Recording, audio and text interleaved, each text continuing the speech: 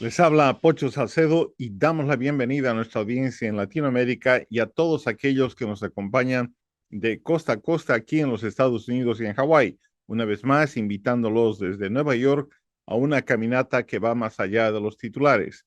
Bienvenidos al ADN de las noticias.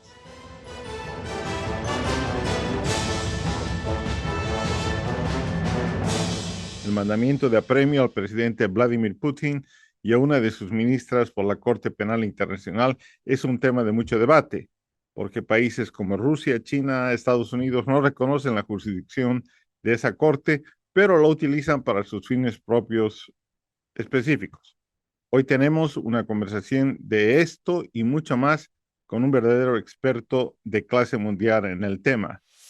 Profesor David Lindo Bosco, bienvenido al ADN de las noticias. Gracias, gracias. Es un placer hablar contigo.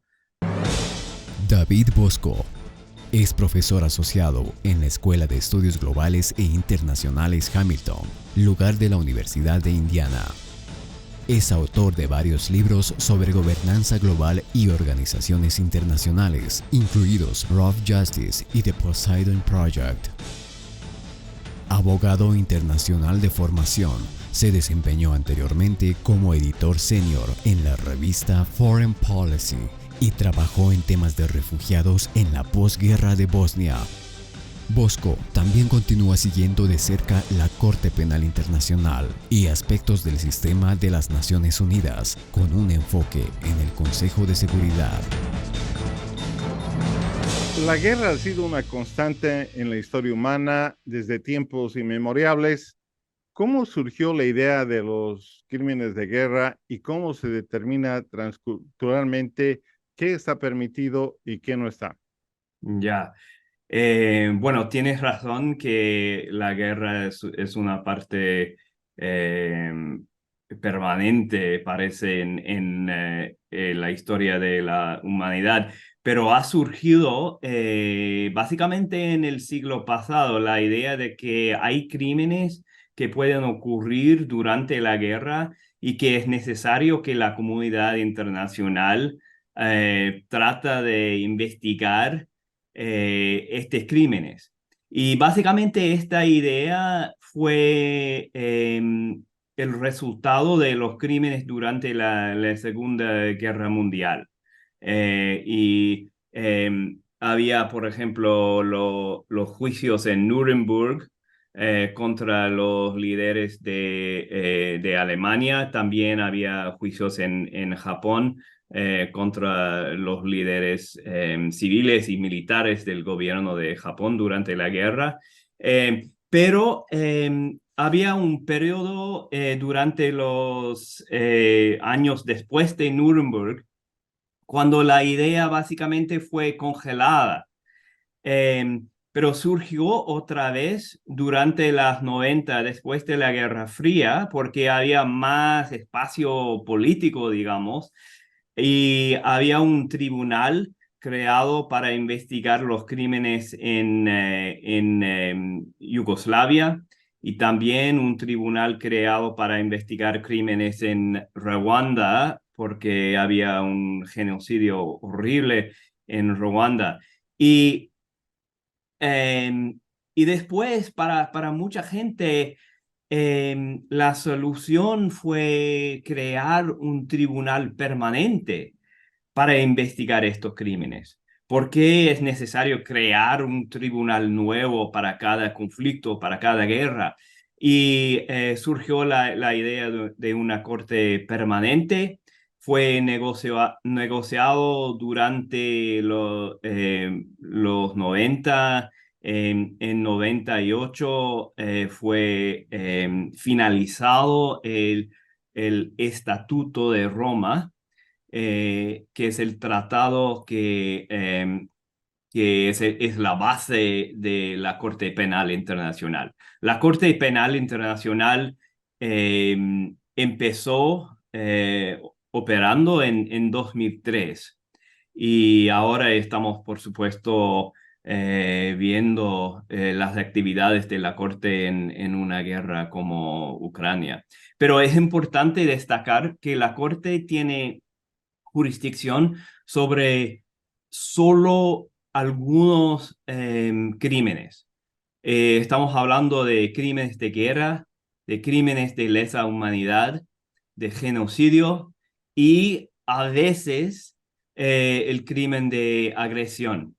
Y podemos hablar más sobre las complicaciones con este crimen, pero principalmente la Corte ha sido involucrado en la investigación de crímenes de guerra y crímenes de lesa humanidad.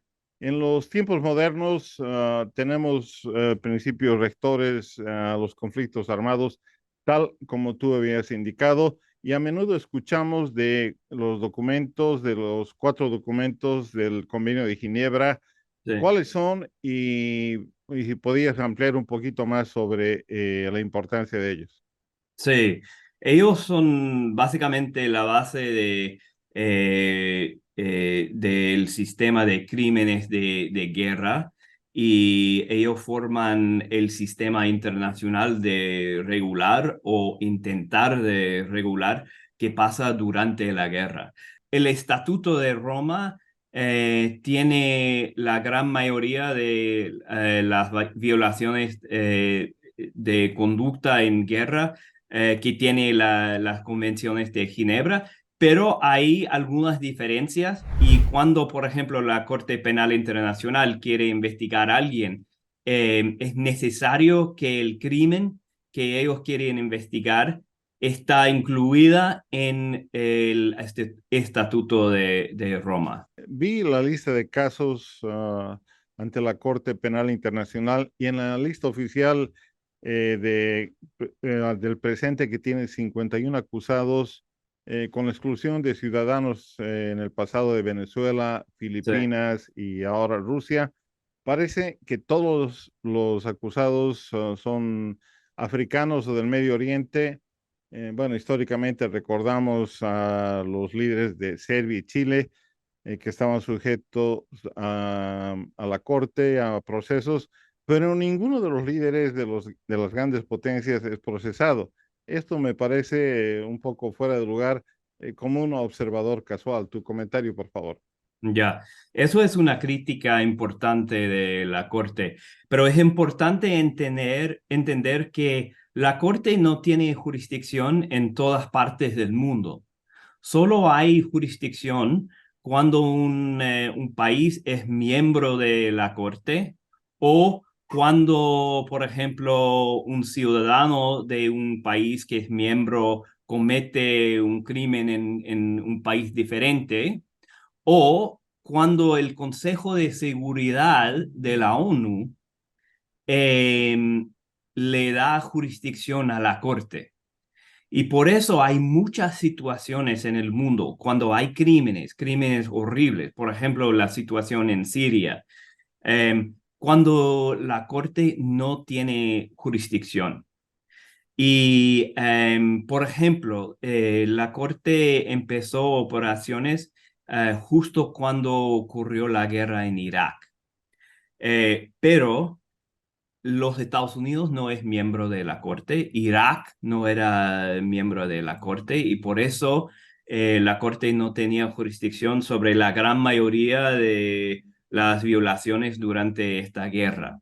Es interesante porque hay muchos países en África que son miembros de la Corte y por eso la Corte tiene jurisdicción muy amplia en África y más, hay algunos gobiernos en África que han pedido que la Corte investigue crímenes en su país. Por ejemplo, el gobierno de Congo, el gobierno de Uganda y otros países han pedido que la Corte esté involucrado en las investigaciones.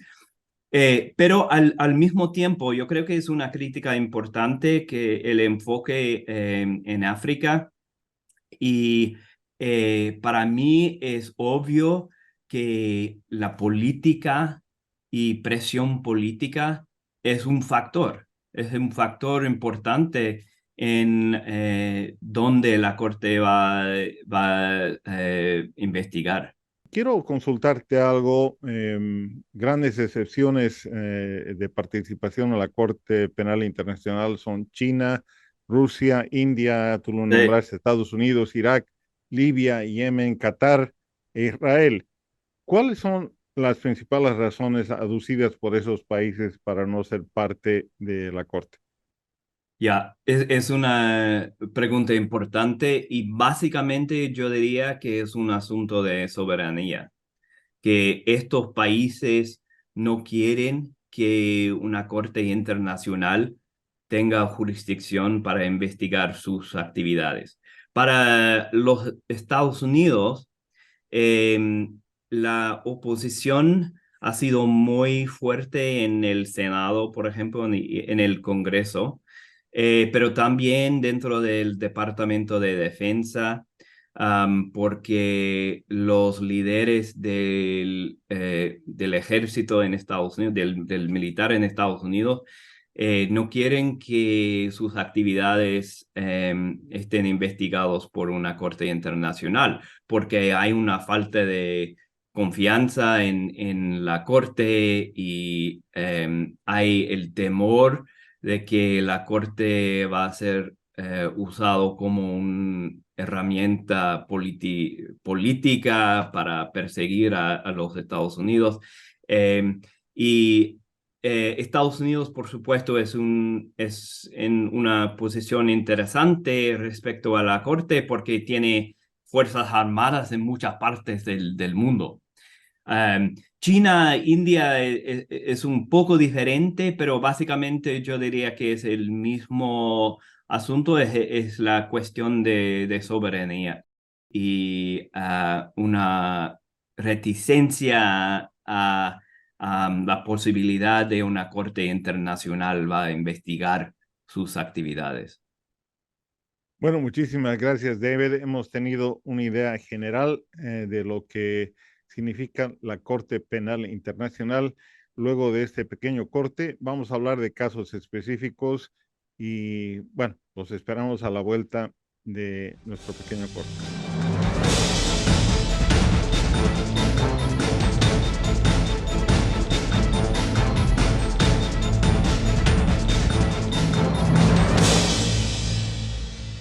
Y estamos de retorno con David Bosco. Él se une con nosotros desde Bloomington, Indiana. ¿Has estado tú en la Corte Penal Internacional en La Haya, un edificio bastante funcional, relativamente modesto? Quisiera preguntarte cómo se seleccionan los jueces, quién o quiénes financian el funcionamiento de esta corte. Y también quisiera saber cuál es la presión que existe sobre esta corte ahora que tiene muchos recursos, especialmente de países europeos Sí. que son patrocinadores. Y si en algún momento se presume que habría una fatiga de donantes, si la Corte no llega a una resolución pronta Mm. y final sobre, por ejemplo, la campaña sobre Ucrania, hay mucha presión sobre esa Corte. Cuéntanos un poquito cómo opera. Como mencionaste, la corte tiene la sede en La Haya y es un edificio bastante moderno y es evidente que la corte tiene recursos. Hay jueces seleccionados por los estados miembros de la corte. Básicamente hay una elección y los estados que son miembros de la corte seleccionan los jueces y los jueces sirven como jueces para 9 años. Pero es importante destacar que no solamente es cuestión de los jueces.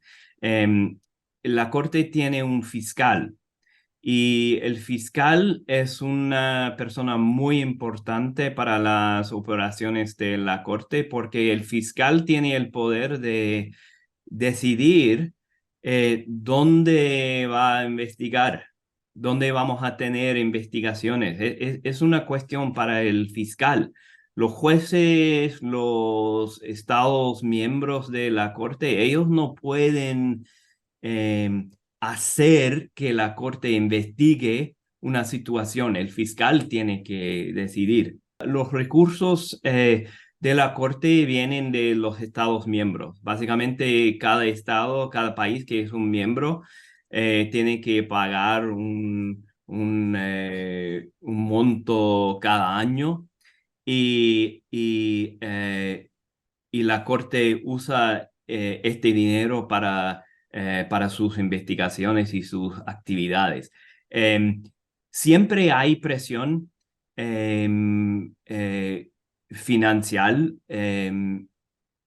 porque la corte quiere hacer algunas investigaciones y las investigaciones son muy caros, básicamente porque tienes que tener un equipo y el equipo de investigación tiene que viajar al país y a veces tiene que trasladar a testigos desde un país a La Haya y hay muchos costos y siempre hay presión y la corte quiere más dinero para hacer su trabajo, pero siempre los países quieren pagar menos.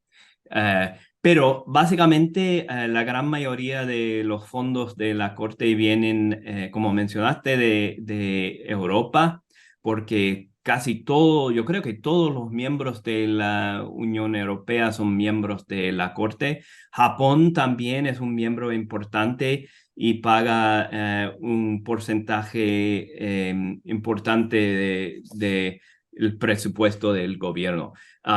Pero Estados Unidos no es miembro, China no es miembro, India no es miembro y por eso hay muchos países grandes y importantes que no son miembros, que no pagan para la corte y que no tienen obligaciones legales a la corte. Eso es importante porque si hay un orden de detención, por ejemplo, para Estados Unidos no es vinculante.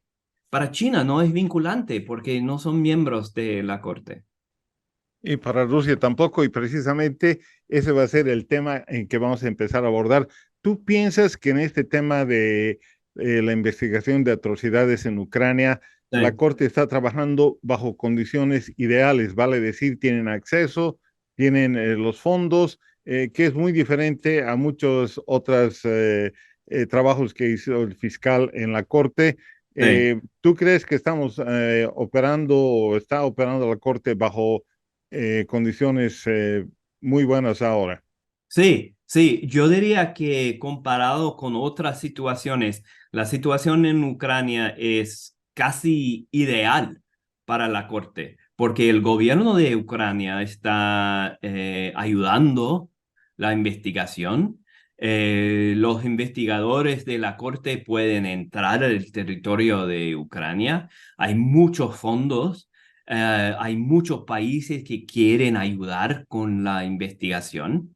La única cosa que es difícil para la Corte es que Rusia no es miembro de la Corte y Rusia, por supuesto, no está ayudando a la Corte. Al contrario, Rusia está opuesto a las actividades de la Corte.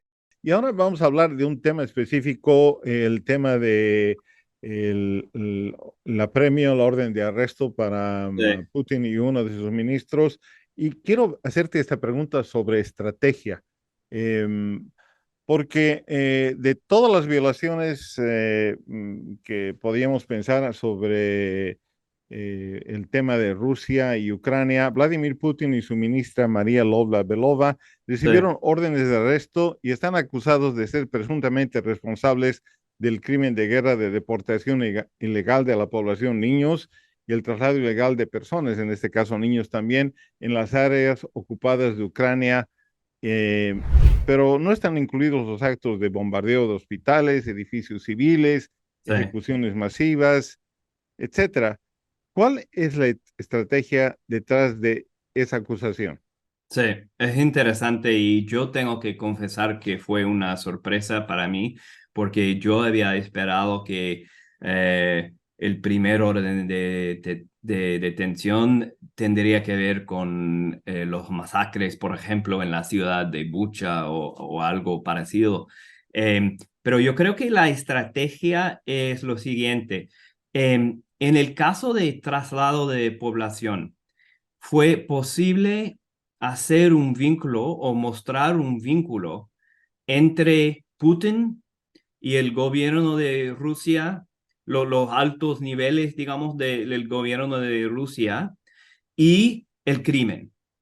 Cuando hablamos de un ataque contra civiles en Bucha o otra ciudad, es mucho más difícil mostrar este vínculo, porque probablemente no hay pruebas, no hay evidencia de que Putin eh,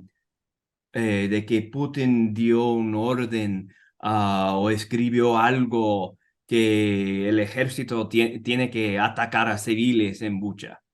Pero cuando hablamos del traslado de población, este fue un programa del gobierno y Putin había celebrado, había apoyado este programa y por eso había un vínculo directo entre el crimen y los altos niveles del gobierno de Rusia. Y por eso yo creo que fue un caso bastante fácil para la corte. Yo esperaría que vamos a ver más órdenes de detención y que, por ejemplo, no me sorprendería si vemos órdenes de detención contra comandantes rusos responsables para la conducta de los crímenes en Bucha y otros países. Y por eso el orden de detención contra Putin no es el fin de la investigación de la corte. Has hablado con mucha amplitud y franqueza sobre la relación complicada y hostil a veces de la Corte Internacional con los Estados Unidos. Se dio en el tema de George Bush, por ejemplo, durante su mandato.